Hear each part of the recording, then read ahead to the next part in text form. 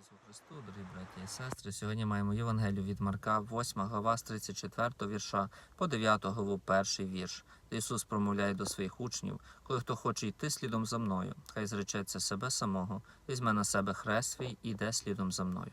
Ще перед цим Євангелієм Ісус говорив до своїх учнів, що йому буде потрібно багато страждати, Він помре і на третій день воскресне. На що йому апостол Петро сказав: Ісусе, хай з тобою таке не буде, хай з тобою таке не станеться, за що Господь його скартав. Петро хотів іти іншою дорогою, іншим шляхом, хотів, щоб Господь йшов іншим шляхом. Отже, коли ми хочемо йти за Ісусом, потрібно за Ним слідувати.